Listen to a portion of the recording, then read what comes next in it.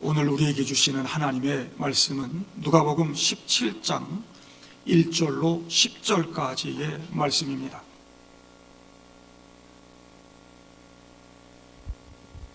누가복음 17장 1절부터 10절까지입니다. 예수께서 제자들에게 이르시되 실족하게 하는 것이 없을 수는 없으나 그렇게 하게 하는 자에게는 화로다. 이 작은 자 중에 하나를 실족하게 할진대 차라리 연자 맷돌이 그 목에 매어 바다에 던져지는 것이 나으리라. 너희는 스스로 조심하라. 만일 내 형제가 죄를 범하거든 경고하고 회개하거든 용서하라. 만일 하루에 7번이라도 내게 죄를 짓고 7번 내게 돌아와 내가 회개하노라 하거든 너는 용서하라 하시더라. 사도들이 주께 여짜오되 우리에게 믿음을 더하소서 하니 주께서 이르시되 너희에게 겨자씨 하나일 만한 믿음이 있었더라면 이 뽕나무더러 뿌리가 뽑혀 바다에 심기어라 하였을 것이요 그것이 너희에게 순종하였으리라. 너희 중 누구에게 밭을 갈거나 양을 치거나 하는 종이 있어 밭에서 돌아오면 그대로 곧 와 앉아서 먹어라 할 자가 있느냐? 도리어 그더러 내 먹을 것을 준비하고 띠를 띠고 내가 먹고 마시는 동안에 수종 들고 너는 그 후에 먹고 마시라 하지 않겠느냐? 명한 대로 하였다고 종에게 감사하겠느냐? 이와 같이 너희도 명령 받은 것을 다 행한 후에 이르기를 우리는 무익한 종이라 우리가 하여야 할 일을 한 것뿐이라 할지니라. 아멘. 겨울이 끝나고 따뜻한 봄이 와서 참 좋습니다. 곧 꽃이 필 것입니다. 미세먼지가 좀 있어서 몸과 마음이 좀 가라앉고 불편하기도 하지만 우리 시야를 가리고 힘들게 하던 것들이 물러가고 그래서 맑은 하늘을 보면 한 번 더 하늘을 보게 되고 더 감사하게 되고 그렇게 살게 될 줄로 믿습니다. 동부학교의 성도들 모두가 행복하시기를 바랍니다. 교회 나오면서 오히려 상처받고 힘들고 괴로운 분들 없기를 바랍니다. 예수로 행복한 교회, 서로 보면서 위로받는 교회, 은혜 받고 같이 기뻐하고 춤추는 교회 되기를 바랍니다.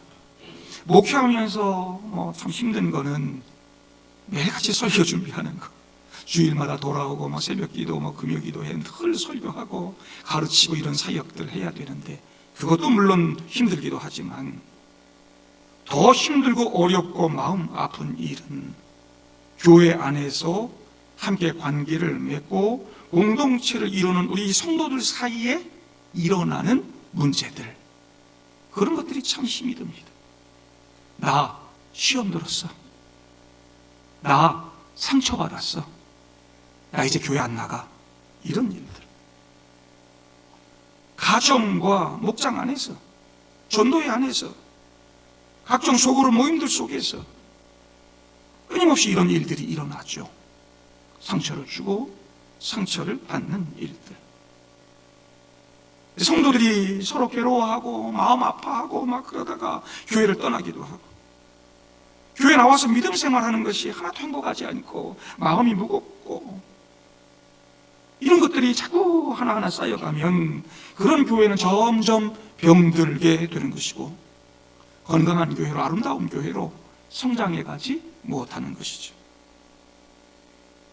예수님은 이제 십자가 죽음을 통한 구원 사역을 완성하신 이후에 제자들을 통해서 교회가 시작되기를 원하셨습니다. 그리고 그들을 훈련시키시고 준비하시는 거죠. 12 제자와 그들을 통해 시작된 이 초대교회, 그리고 이어지는 교회의 역사는 예수님을 머리로 한 공동체의 역사하고 관계의 역사입니다. 이제 12 제자를 통해서 그렇게 교회가 시작될 텐데 제자들끼리 서로 상처 주고받고 행복하지 못하고 이러면 어떻게 좋은 교회, 건강한 교회를 세워갈 수 있을까? 그래서 예수님은 그렇게 세워질 교회의 공동체가 행복하고 건강하기를 원하셨어요. 그래서 오늘 말씀 가운데 제자들에게 그리고 저와 여러분들에게 몇 가지 지침을 주고 계시는 거죠. 저는 이 지침들을 배우고 기억하고 살면 우리 가정도 행복하고 우리 교회도 행복한 교회 될 줄로 믿습니다. 말씀 보시죠. 1절, 2절 한번 다 같이 읽어볼까요? 시작. 예수께서 제자들에게 이르시되 실족하게 하는 것이 없을 수는 없으나 그렇게 하게 하는 자에게는 화로다. 그가 이 작은 자 중에 하나를 실족하게 할진대 차라리 연자 맷돌이 그 목에 매여 바다에 던져지는 것이 나으니라. 예수님 주시는 첫 번째 지침은 상처 주고 성도들 실족하게 해서 넘어뜨리는 그런 일 하지 말아라 하는 것입니다. 우리가 살아가는 동안 이 말씀대로 산다고 하는 것은 거의 불가능하죠. 그래서 예수님께서도 실족하게 하는 것이 없을 수는 없으나 그러시죠. 근데 그 뒤에 뭐가 붙었어요? 그렇게 하는 자에게는 화로다. 실족해 하는 것이 없을 수는 없으나 그럼에도 불구하고 하지만 그렇게 실족하게 하는 사람 화가 있다라고 말씀하는 거죠. 1절, 2절에 등장하는 실족이라고 하는 이 헬라어 단어는 스칸달러라고 하는 말입니다. 덫에 걸리게 하다. 걸려서 비틀거리게 하다. 어릴 때 친구들하고 막 놀고 막 개구리도 잡으러 가고 잠자리 잡으러 가고 같이 놉니다. 우리 친구들 다니는 길에요. 풀이 막 이렇게 자라 있어요. 그 풀들요 양쪽을 이렇게 묶어 놓습니다. 올가미를 만들어 놔서 묶어 놓으면 친구들이 다니다가 걸려서 넘어져요. 재밌어요. 거기다가 또 땅을 파고요 물을 싹 붓군요 살짝 땅을 더 덮어놓고 막 또 부시러기 막 이런 거 가려놔요. 그러면 막 가다가 아이들이 푹 빠져요. 재밌어요.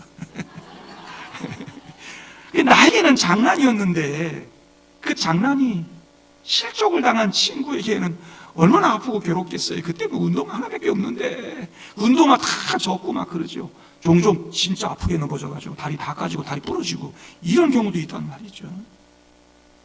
많이는 안 했습니다. 한두 번 정도 한 것 같은 기억이 있는데 오늘 여러분들 앞에서 회개합니다. 세상은 악이 강력하게 활동을 하고요. 우리 속에 죄성이 있기 때문에 이렇게 상처를 주고받는 일들이 전혀 없을 수는 없습니다. 그러나 우리는 실족하여 넘어지게 하는 일 하지 않아야 합니다. 우리가 모두가 다 죄인이어서 실수할 때는 있죠. 의도하지 않은 일이 벌어질 때도 있습니다. 내가 그런 의도로 말한 것이 아니고 그런 의도로 행동한 것이 아닌데 오해를 사고 상처를 주고 그럴 때가 있습니다. 저는 그래도 좀 합리적인 사람이라고 생각하고 좋은 사람이라고 생각하고 살았는데 다른 사람들에게 저도 오해를 자꾸 사고요. 때로는 저한테 와서 상처받았어요. 뭐 그렇게 말하는 분도 있더라고요. 특별히 살면서 우리는요 가깝게 지내는 사람들, 사랑하는 사람들에게 상처 줄 때가 얼마나 많은지 모릅니다. 실수할 수 있습니다. 그러나 넘어지게 하려고 덫을 놓고 유혹하는 사람 나쁜 사람입니다. 늘 나만 살고 나만 높아지려고 올가미 함정 파놓고 넘어지길 기다리는 사람, 실족하게 하는 사람 나쁜 사람이죠. 예수님 넘어뜨리려고요 마귀가 예수님을 시험했습니다. 예수님 쓰러뜨리려고요 바리새인 서기관들이 수많은 덫을 놓았습니다. 제자들 비롯해서 특별히 사도 바울이 선교 사역 감당하는 동안 이 사도 바울 넘어뜨리려고 수많은 덫을 놓았어요. 바리새인 서기관들, 율법주의자들, 유대인들, 뭐 이방 사람들 할 것 없이 사도 바울은 이 수많은 덫에 시달려야만 했습니다. 문제는 2절 말씀에 그가 이 작은 자 중에 하나를 실족하게 할진대 그랬어요. 교회 안에는 항상 작은 자, 연약한 성도가 있다는 거예요. 신앙의 연륜이 부족하고 믿음이 부족한 성도, 병든 성도, 가난한 성도, 세상에서 끼어지고 상처받은 사람들, 인정받지 못한 사람들, 예수님 당시에도 예수님의 도움이 필요해서 찾아온 사람들, 전부 약한 자들, 낮은 자들, 상처받은 사람들, 연약하고 힘들다 보니까요, 상처받지 않아도 될 일에 상처를 받습니다. 제자들 가운데도 아직 이렇게 연약한 제자들이 있었다는 거죠. 우리는 제자들 이름 누구 기억합니까? 베드로, 야고보, 요한 그렇잖아요. 앞서가는 사람들. 이런 앞서가는 제자들이, 연약한 제자들 막 실족하고 막 넘어지게 만들고 그러잖아요. 내가 먼저 예수님 쫓아다녔어. 내가 예수님 가까이에서 모셨어. 그러면서 다른 제자들 무시하고 내가 높아지려고 하고 막 서로 쌈박질도 하고 그렇게 했잖아요. 교회 좀 다녔다고 하는 분들이, 직분 좀 있다고 하는 분들이, 새로 들어온 성도나 믿음이 약한 분들, 가난한 분들, 연약한 분들 실족하게 하면 안 됩니다. 나는 작은 자들, 연약한 자들 무시하지 않고 살아. 그렇게 생각하는데도 연약한 형제들, 작은 자들은 무시받았다고 생각할 위험이 매우 높습니다. 왜? 여러 가지로 약하기 때문에. 자격지심도 있고, 나는 조심한다고 하지만 상처받는 분들이 많이 있을 수 있대. 저는 저와 여러분들이 그렇게 작은 자들, 연약한 자들을 늘 배려할 줄 아는 그런 사람들 되기를 바랍니다. 주님의 참된 제자는 형제를 실족하게 하지 않습니다. 작은 자들 함부로 대하지 않습니다. 자꾸 작은 자들 함부로 대하고, 연약한 자들 자꾸 함부로 대하고, 그것들이 하나 둘 쌓여가면 교회가 병들고 행복한 교회 생활, 신앙생활 하는 것이 불가능해지는 것입니다. 예수님께서는 작은 자 실족하게 하느니 차라리 연자 맷돌이 그 목에 매어 바다에 던져지는 것이 낫다, 매우 엄중하게 이야기합니다. 이 말씀이 그렇게 상처 주고 넘어지게 한 사람에게 죄를 묻는 의미로 그 목에 연자 맷돌을 매가지고 바다에 던지란 말인지, 그렇게 실족하여 넘어지게 하는 것이 너무도 큰 아픔이어서 그 넘어진 사람 목에 연자 맷돌 매어 바다에 던지는 것이 차라리 낫다라고 말씀하시는 건지 조금 해석하기는 애매하지만, 어쨌든 이 문제가 그렇게 심각하고 고통스러운 문제라는 사실을 우리 주님께서 말씀하고 있다는 거, 우리가 엄중하게 받아들여야 됩니다. 조심해야 되죠. 그래서 3절 시작하는 말씀이 너희는 스스로 조심해라 되어 있는데, 사실은 2절 끝에 가서 붙어야 될 말이에요. 그 결론으로 주신 말씀이에요. 때문에 우리는 스스로 조심해야 돼요. 우리 모두가 조심해야 돼요. 말 한마디도 좀 조심해야 돼요. 아무렇지도 않게 툭툭 내뱉은 말 때문에 우리 성도들 얼마나 상처받는지 몰라요. 내 눈빛 하나도 좀 조심해야 돼요. 내 행동도 좀 조심해야 되고, 그렇게 해서 연약한 사람들이 상처받지 않도록 우리가 그걸 조심하고 배려해야 됩니다. 그동안 내가 우리 성도들, 형제들 실족하게 한 적은 없는지, 나는 뭘로 성도들 실족하게 하는지를 좀 되돌아보고 고쳐갈 수 있는 저와 여러분들 되기를 바랍니다. 그리고 그뿐만 아니라 나도 걸려 넘어지지 않는 사람 되기 위해서 스스로 조심해야 됩니다. 늘 나 상처받았어, 나 시험 들었어, 이렇게 말하는 분들도 내 자신을 되돌아봐야 한다는 거죠. 그냥 잘 넘어갈 수 있는 일도 스스로 걸려 넘어지지 않는지, 나는 늘 남 탓만 하고 있지는 않은지 스스로 자기도 되돌아봐야 한다는 것입니다. 이 교회 안에는 실수로 의도하지 않은 일로 상처받고 시험 들고 넘어지는 일도 있지만, 이 공동체를 넘어뜨리려고 하는 사탄의 공격이 끊임없이 있습니다. 이때 그렇게 상처 잘 받고 시험 잘 받고 넘어지는 성도들이 공격의 타겟이 됩니다. 이단들이 들어오면 그럽니다. 이단들이 들어와 가지고 이 교회를 어떻게 흔들어 버릴까? 상처 잘 받는 사람, 시험 잘 드는 사람, 연약한 사람, 그 사람을 공격하고 파고들어 가지고 불평하게 만들고요, 교회 흔들고 넘어뜨리고 그런다. 내가 그런 타겟이 되면 되겠습니까? 성숙한 신앙의 사람이 되도록 끊임없이 기도하고, 교회 안에는 끊임없이 경제적인 목적을 가지고 나쁜 사람도 있어요. 막 사기치는 사람, 다단계하는 사람, 이런 사람들이 있어요. 교회들이 막 휘청휘청하는 교회들도 많아요. 그런 일들로.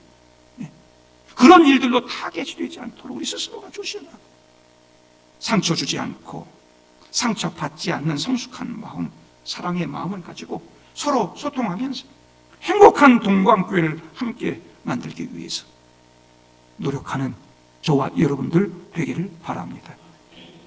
3절, 4절 말씀 읽어보겠습니다. 너희는 스스로 조심하라. 만일 내 형제가 죄를 범하거든 경고하고 회개하거든 용서하라. 만일 하루에 7번이라도 내게 죄를 짓고 7번 내게 돌아와 내가 회개하노라 하거든 너는 용서하라 하시더라. 아멘. 행복한 교회가 되기 위한 두 번째 지침은 서로 용서하며 살라는 것입니다.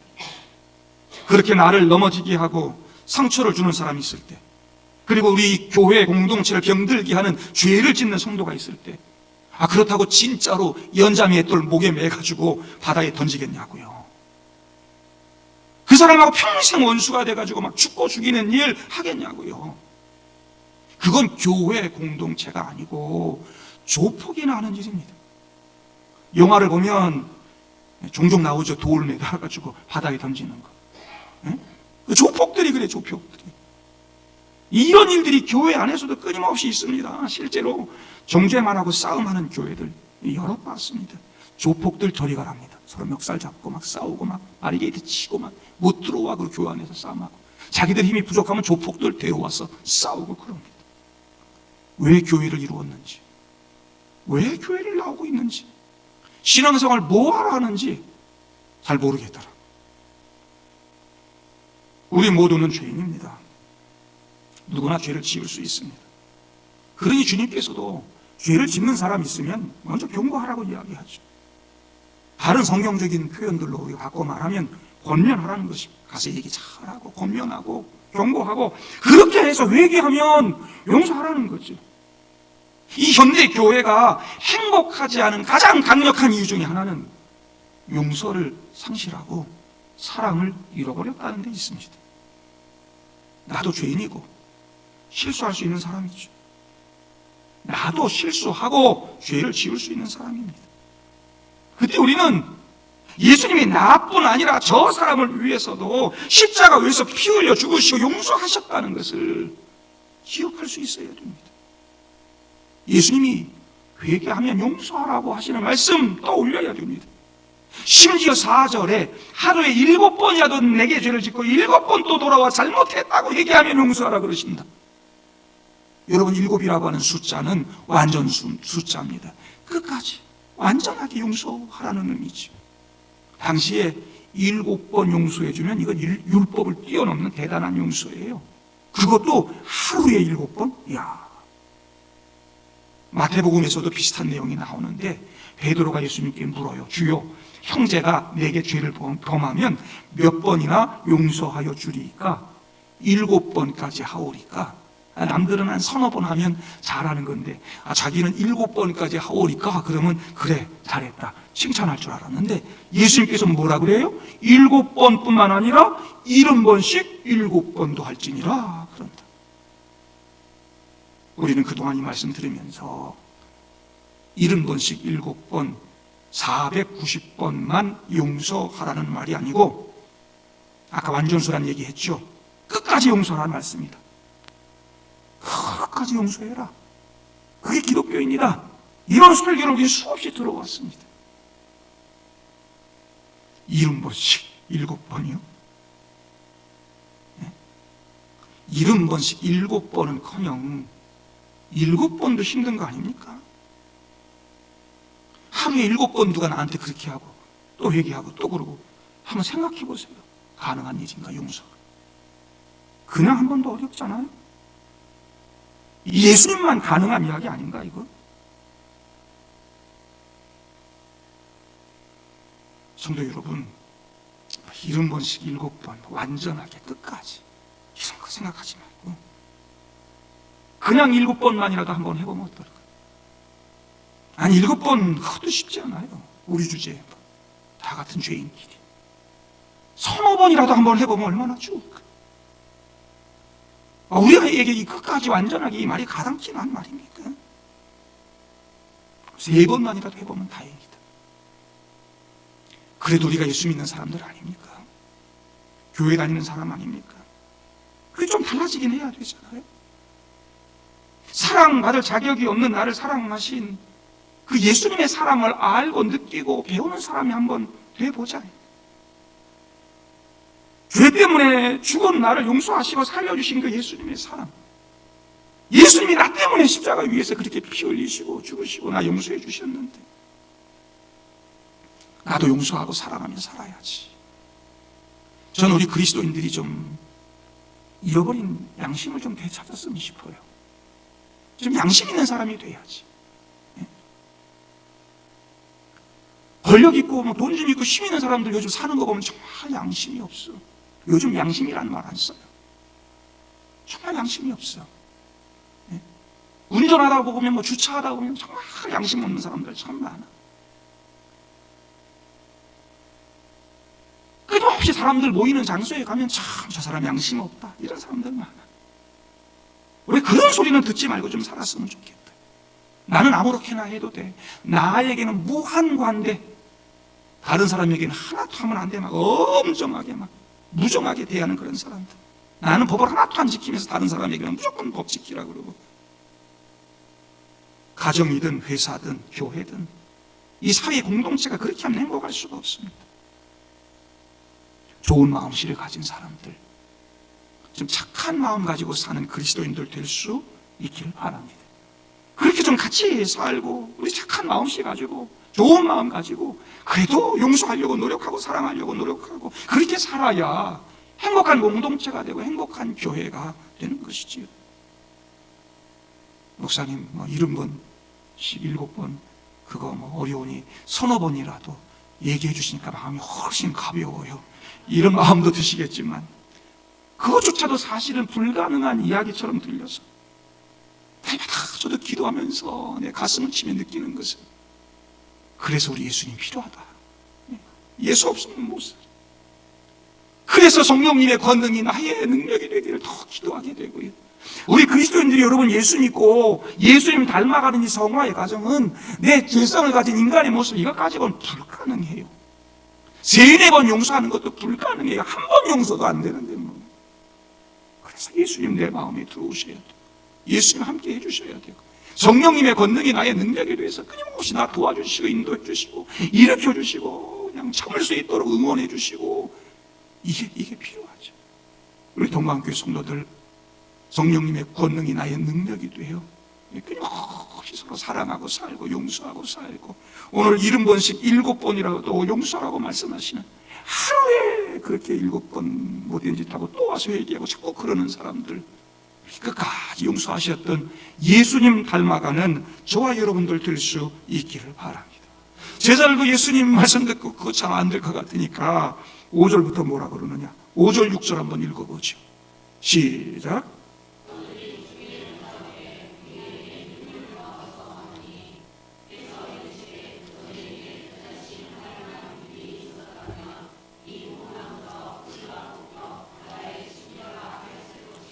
그것이 너희에게 순종하였으리라. 아멘. 행복한 교회를 위한 3번째 지침은 진짜 믿음 가지라는 것입니다. 우리는 믿음을 크게 2가지로 나눠볼 수 있습니다. 하나는 구원받는 믿음. 나 예수 믿고 구원받았어 할 때 말할 수 있는 그런 믿음. 또 하나는 순종하고 따르고 행하고 역사하고 열매 맺는 믿음. 오늘 여기 제자들이 믿음을 더해 달라고 하는 말은 순종하고 따르고 역사하는 그런 믿음을 말하는 것이죠. 그런데 제자들은 믿음 더하면 되는 줄 알았어요. 큰 믿음 가지면 될 줄 알았어요. 예수님께 지금 믿음 더해 주시옵소서, 내게 큰 믿음 주옵소서 지금 그러고 기도하고 있는 거지요.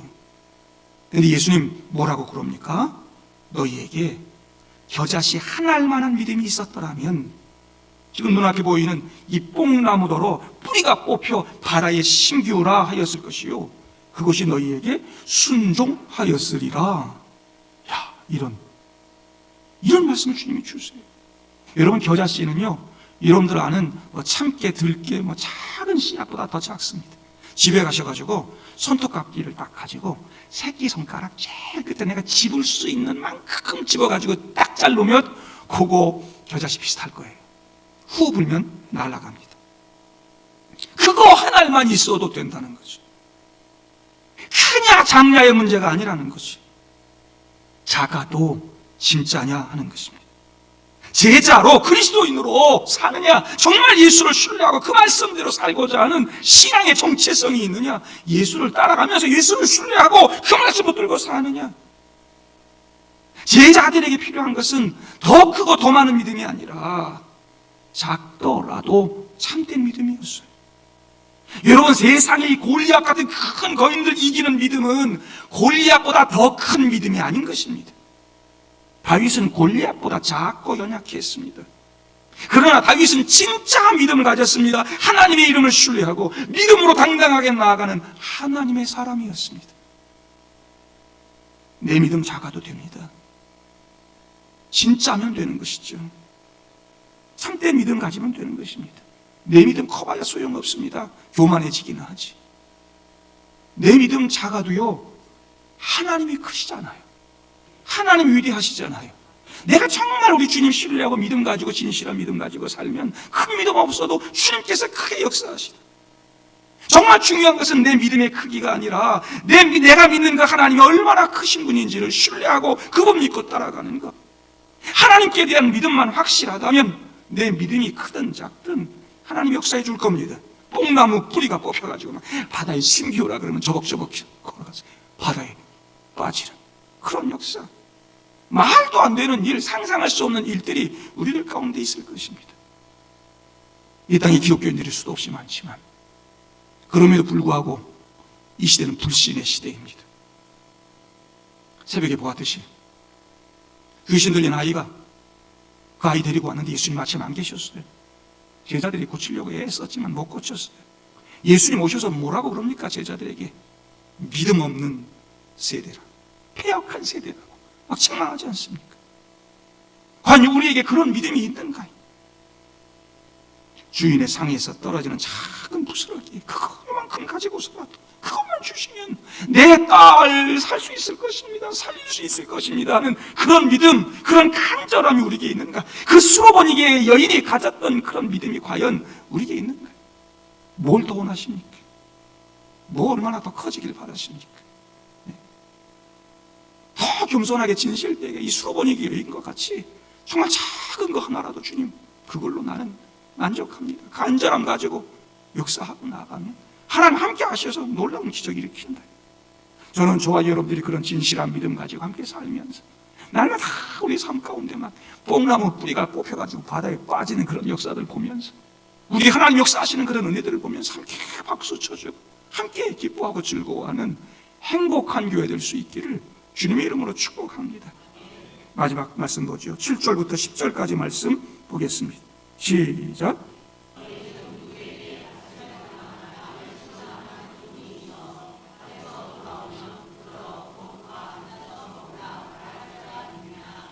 도리어 그더러 내 먹을 것을 준비하고 띠를 띠고 내가 먹고 마시는 동안에 수종 들고 너는 그 후에 먹고 마시라 하지 않겠느냐?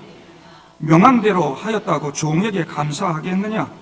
이와 같이 너희도 명령받은 것을 다 행한 후에 이르기를 우리는 무익한 종이라 우리가 하여야 할 일을 한 것뿐이라 할지니라. 아멘. 행복한 교회가 되기 위한 주님의 네 번째 지침, 섬기는 종의 자세를 가지라 하는 것입니다.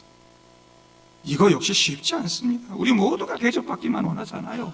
인정받고 높아지기를 원하는데 섬기는 종으로 산다는 건 쉽지 않습니다. 그때처럼 진짜 종 있는 것도 아니고 지금 현대교회에서 종처럼 산다. 오늘 말씀은 사실은 우리한테는 참 안 어울리는 말씀입니다. 그러나 그 당시에 여러분 노예제도가 있던 시대에 주님이 주신 말씀입니다. 종들이 밭에 나가서 하루 종일 일합니다. 하루 종일 들에 나가서 양을 치웁니다. 녹초가 돼서 들어왔어요.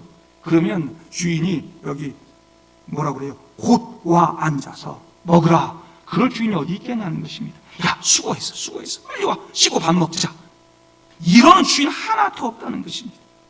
그 당시에 노예제도가 그랬다. 노예는 그렇게 사는 게 당연했다는 것입니다. 이게 그 당시의 종이었습니다. 그저 종은 우리는 무익한 종이라 우리가 하여야 할 일을 한 것뿐입니다 라고 말해야 된다고 주님께서 이야기하는 거죠.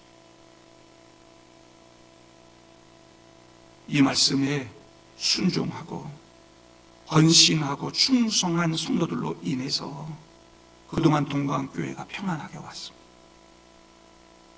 성장하고 한국교회가 그렇게 성장해 왔죠. 그런데 그렇게 헌신하고 섬기는 종으로 사는 분들 사실은 다 그 끝까지 그렇게 하는 게 참 쉽지 않습니다. 종으로 그렇게 섬기다가도 자꾸 불뚝불뚝 올라오잖아요. 왜 나만 그럽니다. 시험 들고 상처가 들고 그게 밖으로 표출되면 나만 종이냐 너는 그러면서 서로 싸움도 하고 갈등도 되고 그럽니다. 내가 종 노릇하며 섬기겠다 말하기 전에 내가 정말 예수님 사랑하는가? 예수님 종으로 살아야지. 종 노릇한다 그러면서 가만히 되돌아보면 자기 종 노릇하는 거지. 명예를 위해서, 자리를 위해서, 내 체면을 위해서. 그러다 보니 한계가 오면 시험됩니다. 상처받고. 사도 바울은 예수 만난 이후에 모든 것이 다 은혜였습니다. 나 같은 죄인 사랑해 주시고 제자 삼아 주시고 죄인 중에 괴수인 나를 그렇게 용서해 주신 주님의 은혜를 생각하면서 평생 내가 종 노릇하고 살아야지. 사도 바울이 보낸 편지들 다 보세요. 신약성경 서신서들 다 자기를 처음 1절에 소개할 때마다 그리스도의 종된 나 바울은 그랬다. 내가 다 종이라고. 그러면서 얼마나 많이 수고하고 고생했어요. 얼마나 많은 고통을 당했어요. 그럼에도 사도 바울이 뭐라고 그랬다. 자랑할 게 하나도 없다 그랬어요. 이게 진짜 섬기는 종의 모습이죠. 예수 그리스도가 그 하늘 보좌를 버리고 이 땅에 오셔서 십자가 위에서 죽기까지 정말 복종하는 그런 종의 자세를 가지고 사셨던 그 모습 사도 바울 잊지 않으면서 그 말씀대로 살려고 애썼던 삶을 살았다. 문제는 그게 어느 한 사람이면 행복하기가 어렵다. 누구 한 사람의 희생과 섬김만으로 교회가 행복할 수 없고 건강한 교회로 성장할 수 없다는 거예요. 어느 한 사람의 희생과 고통 위에 세워진다면 그 교회는 건강하고 행복한 교회 될 수 없습니다. 뒷짐만 지고 구경하는 사람이 많은 교회일수록 불행합니다. 끊임없이 갈등하고 행복할 수 없습니다. 실족하고 시험 들고 지치고 넘어지고. 오늘 이 종의 자세를 요구하시는 주님 말씀은 우리 모두에게 주시는 말씀입니다.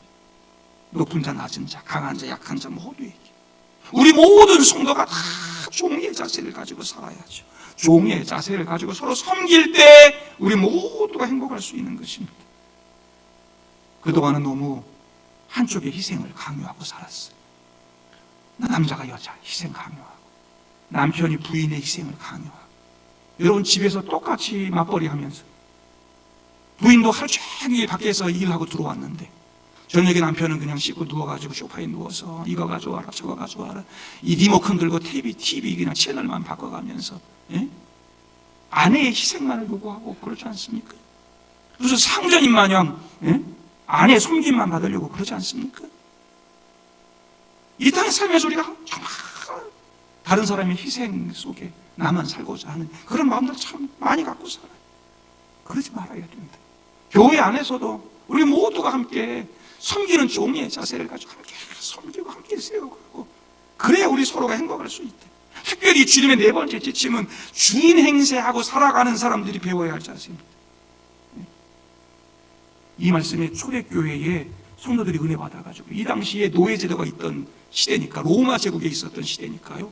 사도 바울이 막 복음 전하면서 이 말씀 가르치고 전하고 막 이럴 때 로마의 높은 지위에 있는 사람들 권력 있는 사람들 집에 다 종들 노예들 있잖아요. 근데 그들이 주인도 예수 믿고 교회 나와 종도 예수 믿고 교회 나와 한 교회에서 신앙생활해. 그때 주인들이요 집에서는 종들이 그렇게 일도 하고 서빙도 하고 다 하는데 교회 올 때 맛있는 음식 다 해갖고 오고요 주인이 먹는 좋은 그릇에다가요 예배드리고 함께 교제하며 나눌 때 주인이 직접 그 좋은 그릇에 다 밥퍼서 그리고 종들 서빙했어요.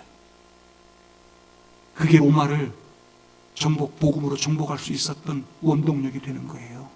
그런 사랑, 그런 섬김. 예?